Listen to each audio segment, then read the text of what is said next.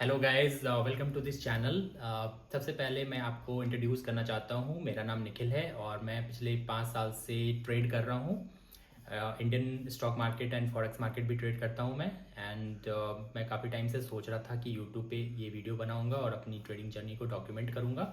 तो फाइनली आज मैंने ये वीडियो बना बना लिया है गाइस। मैं बना रहा हूँ और मैं आपसे वीडियोस बनाता रहूँगा और शेयर करता रहूँगा अपनी जर्नी को। तो ठीक है, तो चलिए स्टार्ट करते हैं। इस वीडियो में मैं आपको बेसिकली एक इंट्रोडक्शन देना चाहूँगा। ट्रेड बेसिक्स के बारे में बताऊंगा, जिसमें कि मैं आपको बताऊंगा कि मार्केट स्ट्रक्चर क्या होता है। तो ये एक्चुअली एक बेसिक होता है ट्रेडिंग का। जब आप टेक्निकल एनालिसिस को समझते हो, अप्रोच करते हो, तो that is the very basic thing to understand.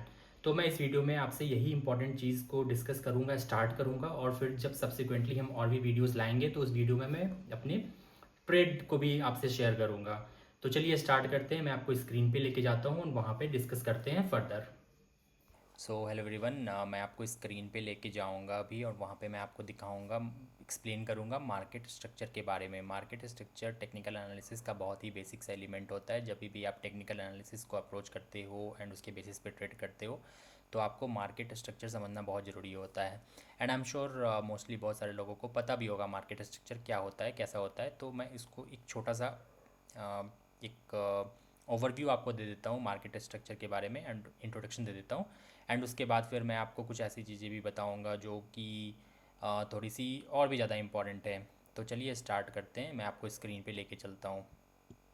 तो यहाँ पे मैं इसको थोड़ा सा एडजस्ट कर लेता हूँ। एंड आप देख सकते हो कि मार्केट स्ट्रक्चर का बेसिकली फॉर्मेशन कैसा होता है।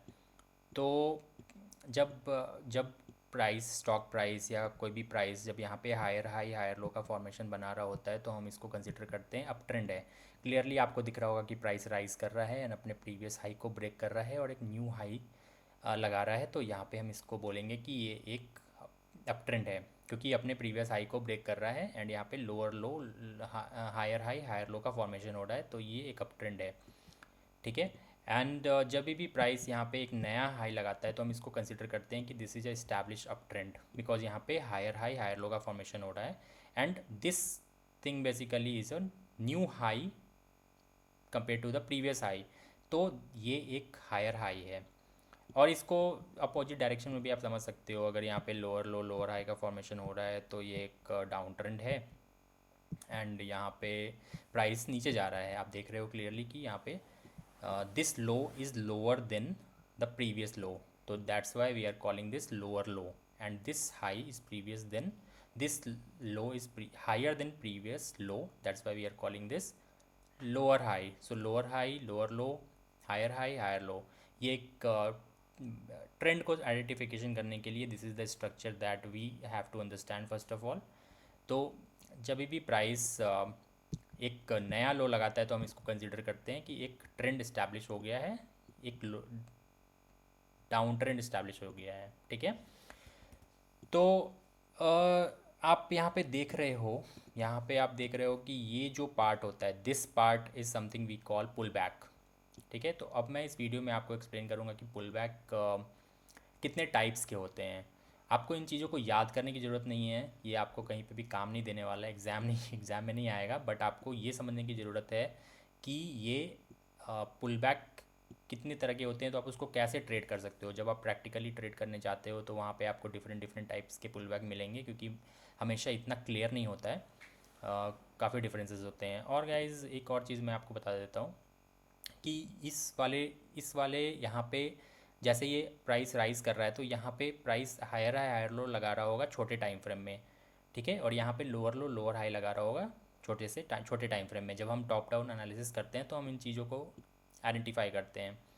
तो अभी क्या हो रहा है कि ये जो हायर हाई हायर लो का फॉर्मेशन हो रहा होता है जब प्राइस राइज कर रहा है, तो इसको हम बोलते हैं इंटरनल स्ट्रक्चर, ठीक है। और जो मैंने ब्लैक वाला ड्रॉ किया हुआ है, this is nothing but your external structure, ठीक है।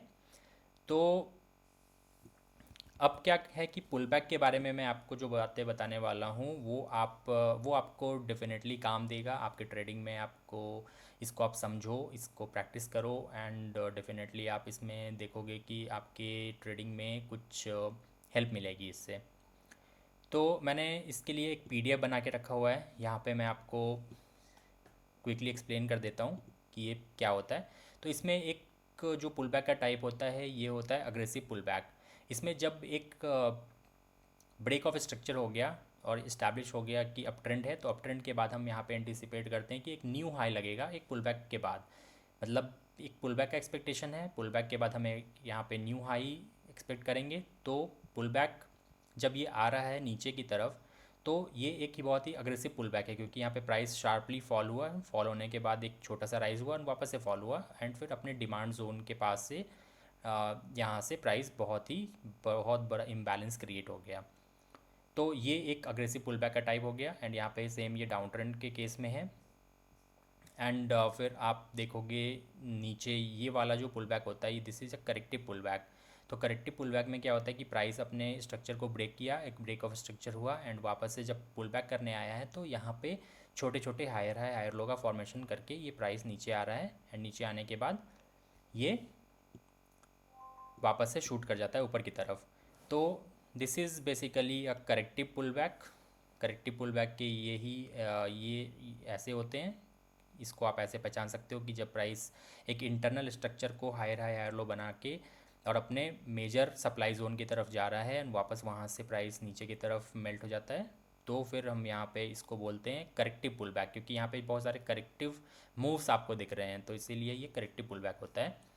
एंड लास्ट वाला होता है sweeping pull back. Sweeping pull back में ये पुल बैक एक ऐसा टाइप ऑफ पुल बैक है जो जनरली आप नहीं जानते होगे या फिर आपने सुना नहीं होगा, क्योंकि यहाँ पे एक स्वीप हो रहा है, लिक्विडिटी स्वीप हो रही है।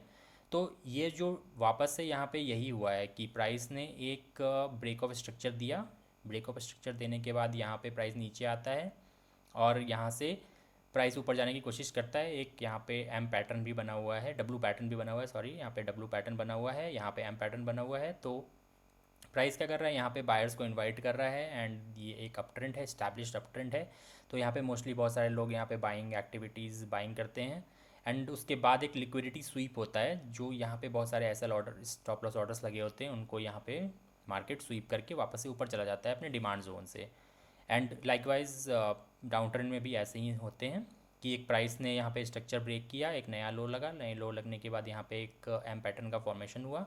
एम पैटर्न का फॉर्मेशन होने के बाद एक यहाँ पे लिक्विडिटी स्वीप हो गई, सप्लाई जोन से यहाँ पे सप्लाई मिला और वापस से प्राइस नीचे चला गया। तो ये 3 तरह के पुल बैक होते हैं, जो तीनों पुल बैक आप इस चीज़ को प्रैक्टिस कर सकते हो। पहले तो आप ट्रेंड को आइडेंटिफाई करोगे, ट्रेंड बड़े टाइम फ्रेम पे आप स्ट्रक्चर आइडेंटिफाई करोगे।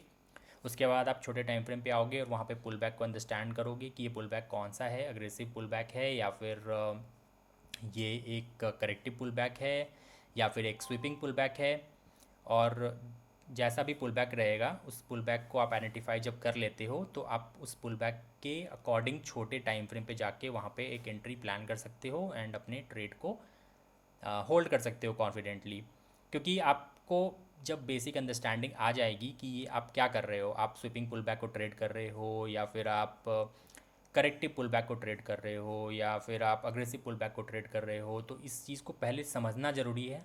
जब आपका अंडरस्टैंडिंग क्लियर हो जाएगा कि ये कौन सा पुल बैक है, आप पुल बैक को ट्रेड कर रहे हो, मेजर ट्रेंड क्या है, मेजर स्ट्रक्चर क्या है, इन सब चीज़ों को समझ रहे हो, तो फिर इसमें आपके ट्रेडिंग में आपको हेल्प मिलेगी और फिर वहाँ पे आप अपनी स्ट्रैटेजी भी बना सकते हो उसके अकॉर्डिंग एंड फिर आप अच्छे ट्रेड्स भी ले सकते हो। ठीक है, तो ये इस वीडियो में मैं आपको एक जस्ट एक आइडिया दे रहा हूँ कि पुल बैक कैसे होते हैं। इसमें से कोई भी एक पुल बैक को आप मास्टर कर सकते हो एंड उसके अराउंड स्ट्रैटेजी प्लान कर सकते हो। डेफिनेटली आपको इससे बहुत हेल्प मिलेगी।